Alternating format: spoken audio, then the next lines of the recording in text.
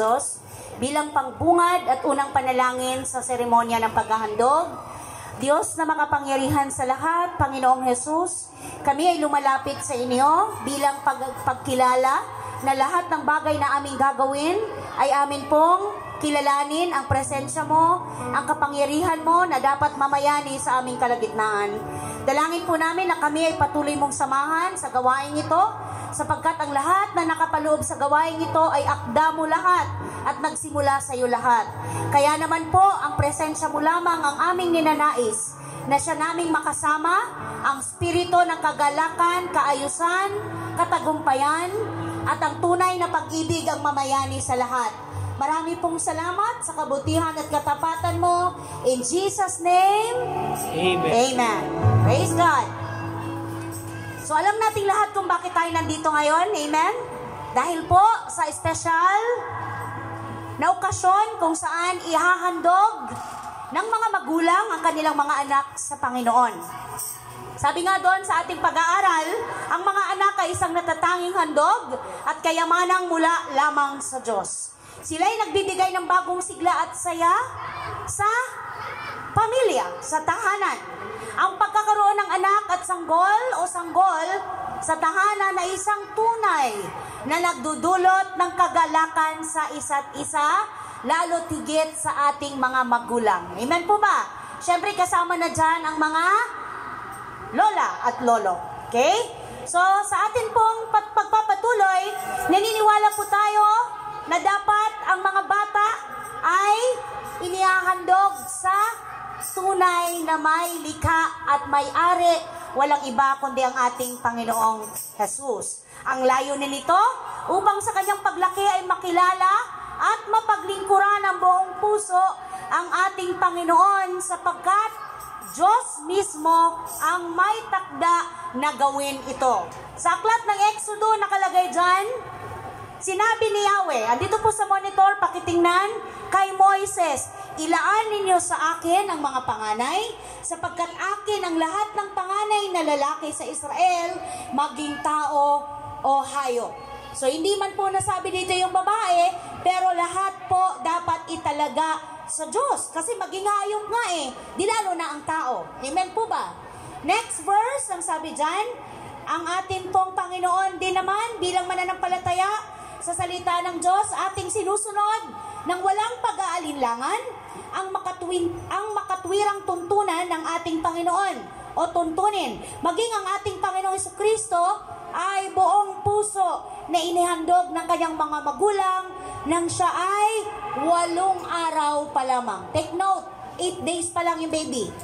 So ang sabi dyan sa Luke, meron tayong basihan. Luke chapter 2, 21 to 23. Pagsapit ng ikawalong araw, nandyan po ba? Tinuli ang bata at pinangalan ng Jesus. Mga kapatid, pwede po bang yung attention nyo dito muna? Ito ang pangalang sinabi ng anghel bago pa siya ipaglihi. Nang sumapit ang araw ng kanilang pagtupad sa seremonya ng paglilinis ayon sa kautusan ni Moises, pumunta sila sa Jerusalem. Dinala nila ang sanggol upang iharap sa Panginoon, sapagkat ganito ang nasusulat sa kautusan ng Panginoon. Bawat panganay na lalaki ay itatalaga sa Panginoon. Sa makatuwid, mga kapatid, ang gawain ito ng pagtatalaga ng bata ay isang sagrado sa harapan ng Diyos. Pwede po bang magsabi ng amen ang lahat? Amen. Sagrado. So, ang pagtatalaga ng ating mga anak sa Panginoon ay hindi laro at hindi biro. So, paalala din po sa mga tumatayong magulang at pangalawang magulang, ang inyong tungkulin ay hindi biro, hindi natatapos after ng seremonyas ang inyong mga duty. Amen po ba? Hindi lang kung kailan December, hindi lang kung kailan kaarawan ng inyong inaanak, kundi sa tuwi-tuwi na nandyan kayo, nawa at dapat lagi kayong handa, nagabayan, turuan, pangaralan, at tulungan ang mga batang ito upang sila'y lumaki ng maayos at kalugod-lugod sa ating Panginoon. Bago po tayo dumako sa seremonya ng pagtatalaga o paghahandog, Mahalaga pong bigyang pansin natin sa mga magulang ng bata, Gab and Ivy, na malaking gampanin at responsibilidad ang nakaatang sa inyo. Mga magulang, tayo po ay dapat na maging mabuting halimbawa ng pamumuhay bilang Kristiyano na sumusunod at nagsasagawa ng salita ng Diyos. Nandyan po ba? Una, magulang, paki-alerto lang po at pakitingnan ang itinuturo ng word. Anong sabi dyan? Pwede po bang pakilakas magulang ng bata? Amen. Maging maingat sa pananalita, sapagkat kung ano ang naririnig ng bata ay nagiging tanim o natatanim sa kanyang utak at inaakala niya na ito ay tama. O hindi lang utak, maging sa heart. Kaya maging maingat sa pananalita at tayo pong mga magulang, hindi dapat nadadamay ang ating mga anak kung meron tayong hindi pagkakaunawaan sa ating tahanan. Nagkakaintindihan po ba mga magulang? So dapat ang mga anak ay hindi nakakakitaan ng paborito, ng kinakampihan. So dapat patas ang pag-aaruga, pagdidisiplina, pagbibigay, sapagkat yun ang nararapat at yun ang inuutos ng ating makapangyarihang Diyos. Pangalawa,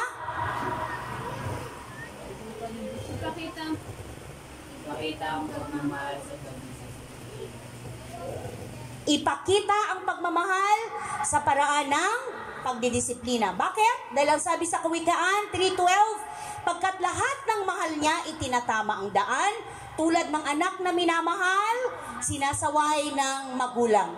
So kung totoong mahal mo ang anak mo, sinasaway mo. Hindi mo ito tolerate. Hindi mo. Yung pagiging cute, may hangganan. Cute pa lang yan ngayon, kasi mga baby pa. Pag dumating ang time, 3, 4, 5 years old, hindi na yan cute. Pag may mali, itinutuwid. Anong next verse? Kawikaan 13, tama ba anak? 13:24. Mapagmahal na magulang, anak ay dinidisiplina, anak na di napapalo, hindi mahal ng magulang. Hindi ako nagsabi na na. Kaya sabi ng word, pag hindi mo pinapalo ang anak mo, wala kang pakialam, hindi mo siya mahal. So hindi masama mamalo. Pamalo na, anong sabi dyan? Disiplinahin mo ang bata, ang wastong pagpalo ay hindi niya ikamamatay, inililigtas mo pa siya mula sa daigdig ng mga patay. So hindi naman yung to the point na halos di na makagulapay ang bata, kundi gumamit ng stick, gumamit ng pamalo at ipaunawa mo bakit mo siya pinapalo. Nagkakaintindihan mga magulang. So may karapatan kayong malo. So ano pa yung next verse? Meron ba anak? Disiplina at pangaral, hatid ay karunungan, ngunit ang batang suwael sa magulang ang kahihiyan. Totoo ba yun? Sino ba ang nalalagay sa kahihiyan pagka may ginawang mali ang anak? Magulang. Kaya dapat itinuturo hanggang bata pa. Ano yung next? Ituro. Mga magulang, please. Sa bata na may magandang plano ng Diyos. Amen.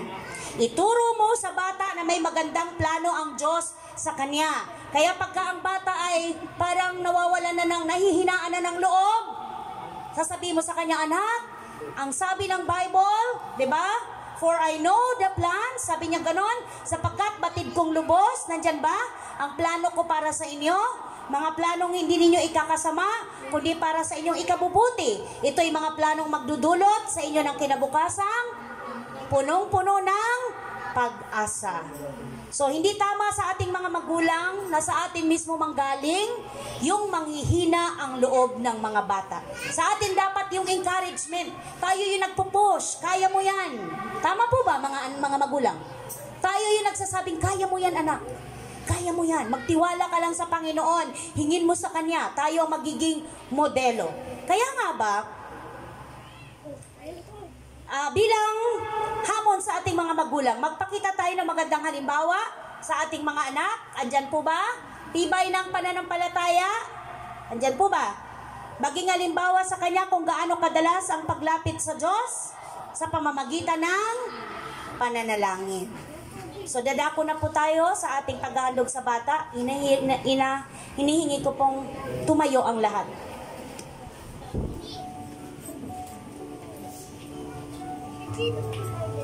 Yung mami at daddy, si papa at mama na may hawak dito.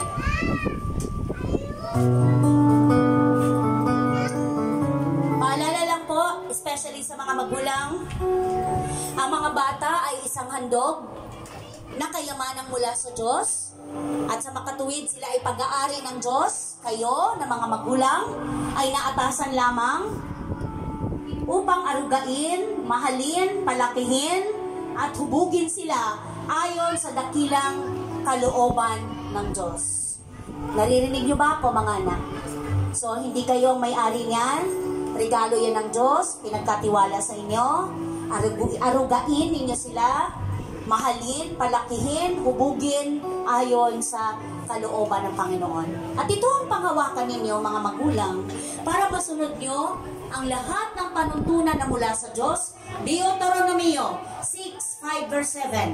Ibigin mo si Yahweh ng iyong Diyos ng buong puso, buong kaluluwa at buong lakas. Ang utos niya itanim ninyo sa inyong puso, ituro ninyo ito sa inyong mga anak, pag-aralan ninyo ito sa inyong tahanan, sa inyong paglalakbay, sa inyong pagtulog sa gabi, at sa inyong pagbangon sa umaga, para masunod ninyo. At ito pa mga magulang, ituro mo sa bata, nandyan ba? Ang daang dapat niyan lakaran, at hanggang sa paglaki, di niya ito malilimutan. So turuan ng bata ng word. Mga ninong at ninang makinig. Pwede mo bang itaas ang kamay ng mga ninong at ninang? Sa likod, sino ba ang ninong? Nagpipirma. Okay. Verse po para sa ninong at ninang. Mga salita ni Kristo, hayaan ninyong lubusang manatili sa inyong puso. Turuan ninyo at paalalahanan ng isa't isa ng may buong karunungan. Buong puso kayong umawit ng mga salmo, mga himno at mga awiting espiritual ng may pagpapasalamat sa Diyos. Mga ninong at ninang, maging mabuting halimbawa, maging magandang halimbawa ng karunungan na nagmumula sa Lord. Kawikaan 15:31. Ang marunong makinig sa paalala ay mayroong unawa at mabuting pasya. Kaya kayong mga ninong at ninang, maging halimbawa na marunong kayong makinig sa paalala, sa payo ng iba, nang sa gayon, pakikinggan kayo ng inyong mga inaanak. Tama po ba? Kung hindi kayo marunong makinig ng payo ng iba, wala kayong karapatan magpayo sa inyong mga inaanak. So kailangan marunong kayong makinig sa payo, higit sa lahat, sa payo ng salita ng Diyos. Nasaan po ang magsisindi ng mga kandilang yan? Pakisindihan na po. Pakipatay na po yung electric pan.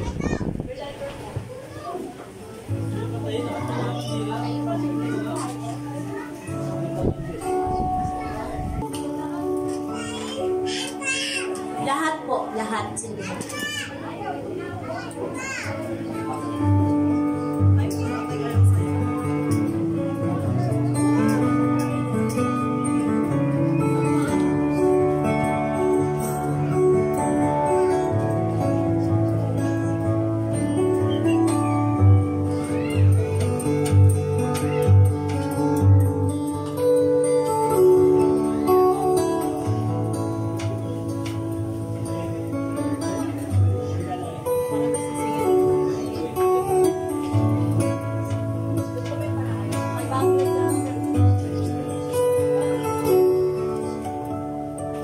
Okay na po ba? Lahat ng kandila ay may sindi na?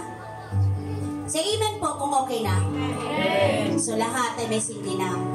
Ang simbolo po ng kandilang yan, liwanag, natatanglaw, ay salita ng Diyos sa inyong mga buhay, kung saan kayo ay magsisilbing liwanag sa inyong mga inaanak, na si Aran at si Aris. Tama po ba ako? Okay? So ang mga kandilang yan ay hindi lamang palamuti kung kailan ngayon seremonyas na naganap, kundi ito ay inyong itinatago, binibigyang halaga, at sa tuwing inyong inakikita, naalala ninyo sa inyong mga buhay na kayo ay nagsisilbing liwanag at magsisilbing liwanag pa sa inyong mga inaanak habang kayo ay nabubuhay. Ang sabi sa salita ng Diyos, 119 ang awit, 105, salita mo'y isang tanglaw na sa akin ay patnubay, sa landas kong daraanan, liwanag na tumatanglaw. Manatili mo nang nakasindi ang ilaw. Bilang magulang, napakalaga na lubusan nating maunawaan at may sa katuparan ang mga obligasyon na nakaatang sa ating mga balikat. Kim, pakibigay ang mic kay Ivy at kay Gao. Ivy at Gao, bilang nanay at tatay ni Aran at ni Aris, kayo ba'y nangangako sa harapan ng Diyos na gagawin ninyo sa tulong ng may kapal ang lahat ng inyong makakaya upang palakihin ang inyong mga anak sa dakilang kalooban ng Diyos para sa Kanya? Kayo ba'y nangangakong magsisikap upang makapagtatag ng isang Kristiyanong tahanan na puno ng pag-ibig, kapayapaan at kasaganaan?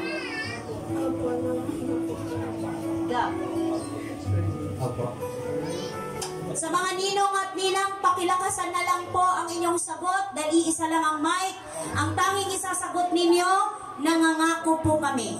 Sa mga ninong at ninang, para naman sa mga napiling ninong at ninang, bilang mga pangalawang magulang kay Aris at Aran, nangangako ba kayong susuporta sa mag-asawa upang ang batang ito ay lumaki ayon sa kalooban ng Diyos? Nangangako ba kayong ipananalangin si Aris at Aran? Mahina po. Nangangako ba kayong magiging isang magandang halimbawa para sa kanya sa isip at salita at sa gawa? Naririnig po ng Diyos ang inyong binatawang pangako.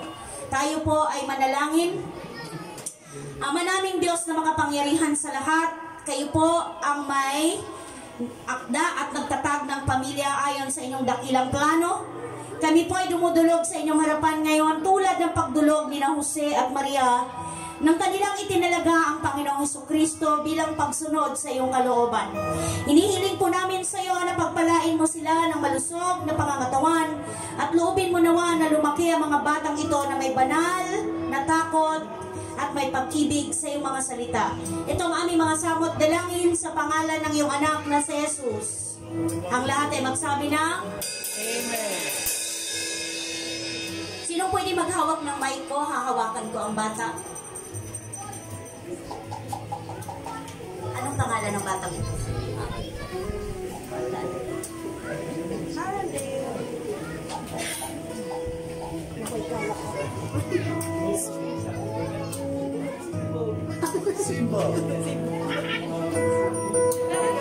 Alam, bilang ministro ng Panginoon, inihahandog kita sa Diyos na may-ari ng lahat.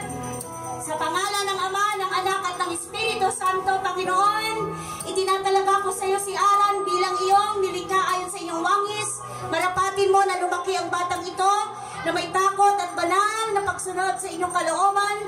Sa pangalan ng Ama, ng Anak at ng Espiritu Santo, in Jesus' name, Amen.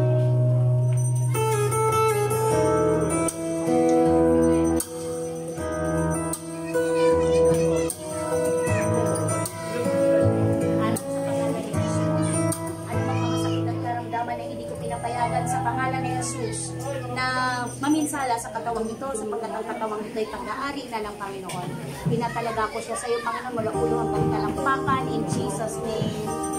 Amen.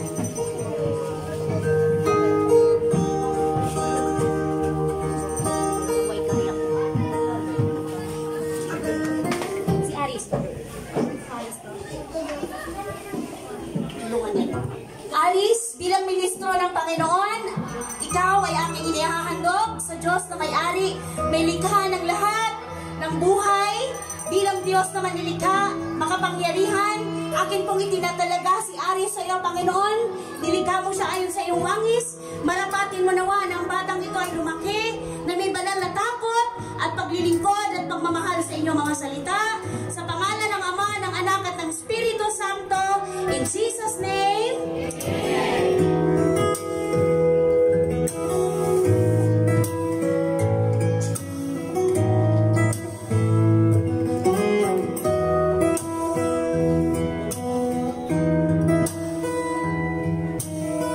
Aris, pangalan ng Jesus, aking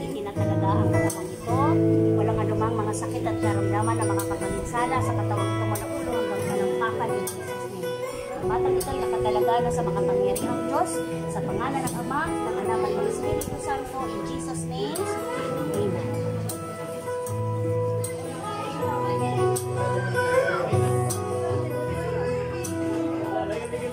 Hallelujah. Pwede nyo na pong hipan ang inyong mga kandila. So mga magulang at pangalawang magulang, tayo po ngayon ay meron ng mahalagang tungkulin na atin pong tinanggap simula nang tayo po ay tumanggap sa tungkuling maging ninong at ninang kay Aran at Aris. So tandaan po natin, sa Diyos po tayo nangako, hindi lang sa mag-asawa, hindi lang kay Aran at Aris, gampanan po natin ito ng buong katapatan. Ano pong dapat isabot ng bawat isa? Amen. Malakas po! Amen. Tayo po'y manalangin para sa lahat. Hallelujah, yumuko po tayo. Hallelujah, glory to God. Amang banal na makapangyarihan sa lahat, Diyos na may akda ng langit at lupa, akin pong itinataas at itinatalaga sa inyo ang mga magulang at mga batang ito na sa ngayon ay nakatalaga na sa inyo, Panginoon. Ang mga ninong at ninang ipinagkakatiwala ko sa inyo, tulungan niyo po sila na magampanan nila ang kanilang mga tungkulin. Tulungan mo sila, Panginoon, na patuloy na mamuhay ng karapat-dapat, kalugod-lugod sa inyo, ayon sa inyong banal na kalooban. Sa makapangyarihang pangalan ni Jesus, ang lahat po'y magsabi ng Amen. Tapos na po ang gawain.